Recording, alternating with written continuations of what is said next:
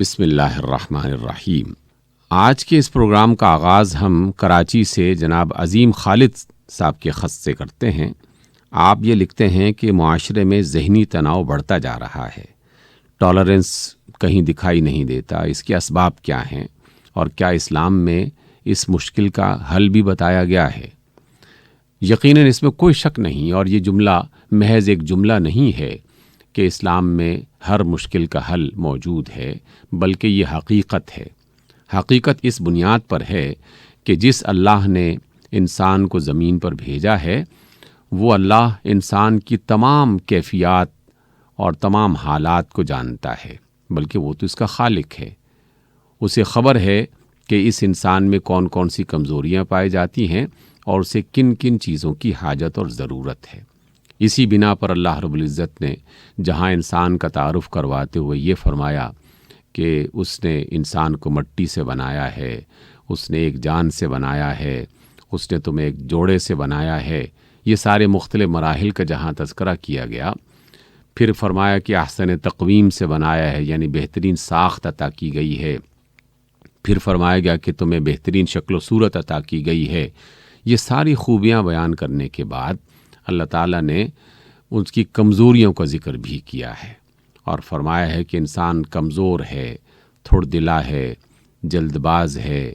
جلدی پریشان ہو جانے والا ہے، یعنی یہ انسان کے اندر کمزوریاں بھی اسی اللہ کی طرف سے رکھی گئی ہیں۔ یہ خوبیوں اور کمزوریوں کا مرکب ہے، اور اس کا سبب یہ ہے کہ اللہ تعالیٰ انہی باتوں کے ذریعے سے انسان کی آزمائش کرنا چاہتا ہے۔ بس یہ اس کا فیصلہ تھا کہ یہ زمین مستقل رہنے کے لیے نہیں ہے، بلکہ ایک امتحان گاہ ہے، ایک ایسا مرحلہ انسان نے یہاں پر گزارنا ہے کہ جہاں اسے کچھ کاموں سے گزرنا ہوگا، کچھ کام کرنے ہیں، کچھ کام چھوڑنے ہیں۔ اس کی بنیاد پر کمزوریاں بھی اور خوبیاں بھی اسے دے کر اس زمین پر اتار دیا گیا۔ اسی بنا پر ہم دنیا میں دیکھتے ہیں کہ اگر انسان ان خوبیوں کو اپنے اندر اور اپنے معاشرے میں پیدا کرنا شروع کر دے، اس کا اہتمام کرنا شروع کر دے، تو اللہ تعالیٰ اس معاشرے کو بھی اچھا بنا دیتا ہے، صحت مند بنا دیتا ہے، اور افراد کو بھی صحت مند، توانا اور بہتر بنا دیتا ہے۔ اور یہ ہم سب جانتے ہیں کہ انسانی دماغ اور انسانی ذہن میں آنے والے خیالات، اس کا پورے جسم پر اثر ہوتا ہے، اور بیرونی جو معاملات ہیں، جو ہم انسان ایک دوسرے کے ساتھ برتاؤ کرتے ہیں، لین دین کرتے ہیں، میل ملاپ کرتے ہیں، اس میں سے اگر کہیں کوئی خرابی پیدا ہو جائے تو وہ خرابی انسانی ذہن پر اثر انداز ہوتی ہے، اور جب ذہن پر اثر انداز ہوتی ہے وہ خرابی، تو پھر انسان کے اندر ایک تناؤ پیدا ہوتا ہے، کھچاؤ پیدا ہوتا ہے، پھر اس کا ری ایکشن ظاہر کرنے کے لیے وہ مختلف قسم کے کام کرنے لگتا ہے۔ اس بنا پر اللہ تعالیٰ نے اس بات کا اہتمام کیا، ہمیں تعلیم دی کہ ایسے تمام کاموں سے بچو کہ جس میں کسی دوسرے کے ساتھ زیادتی ہو،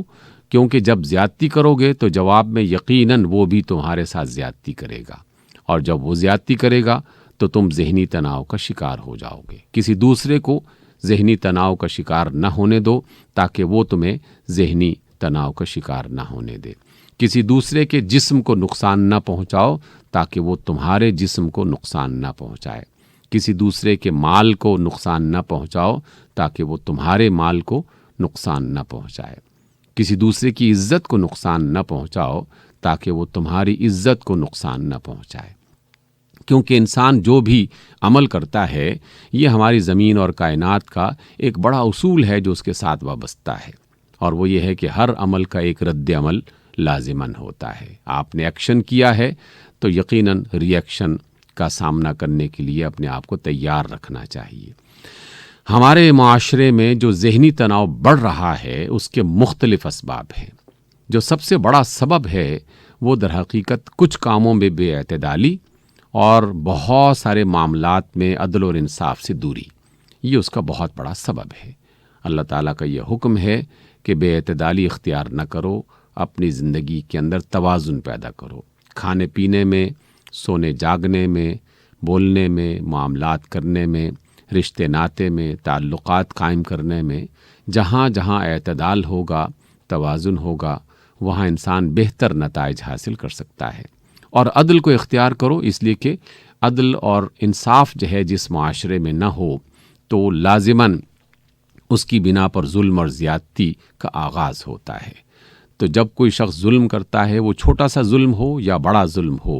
لازماً اس کے اثرات آس پاس کے علاقوں میں پھیلتے ہیں، افراد میں پھیلتے ہیں۔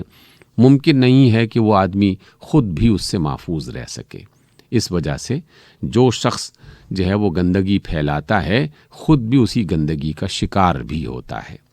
ذہنی تناؤ کا ایک سبب یہ بھی ہے کہ ہم کسی دوسرے کی اچھی بات کو سننے کے لیے تیار نہیں ہوتے اور یہ کہتے ہیں کہ ہماری باتیں جو ہے وہ تمام سن لیں۔ اس وجہ سے کہ یہ بھی بے اعتدالی کی ایک خاص قسم ہے کہ میں دوسروں کو اچھا دیکھنا نہیں چاہتا اور یہ چاہتا ہوں کہ بس سارے میرے ساتھ بہتر سلوک کریں، میرے ساتھ اچھا برتاؤ کریں، جبکہ یہ تو دنیا لین اور دین کا ایک مقام ہے کہ جہاں جو دیا جائے گا وہی واپس بھی آئے گا، جو کام کیا جائے گا اسی کا نتیجہ انسان کو میسر آئے گا۔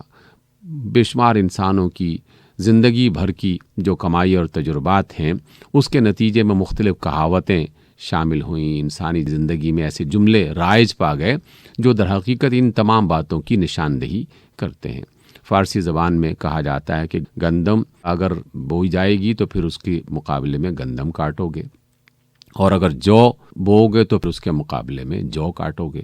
اس وجہ سے جس نے پھول اگائے ہیں تو اس کو خوشبو ملے گی اور پھول ملیں گے، جس نے کانٹے اگانے کی کوشش کی تو یقیناً وہ کانٹے اگیں گے اور اس کا سامنا بھی کرنا پڑے گا۔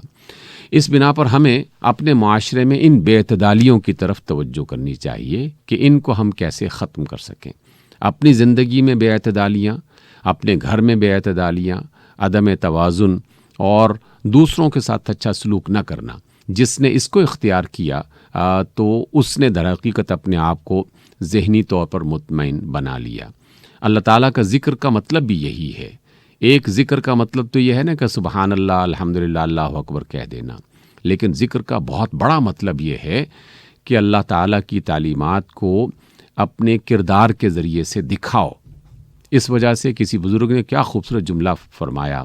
اور وہ فرماتے ہیں کہ دین سنانے سے زیادہ دکھانے کا کام ہے۔ جتنا دین کو دکھایا جائے گا یقیناً اس کے اثرات زیادہ بہتر ہوں گے۔ اور دین کیا ہے؟ ہمارے معاملات، ہمارے برتاؤ، ہمارے تعلقات، ہمارے جو بیہیویئرز ہیں، وہ سب کا سب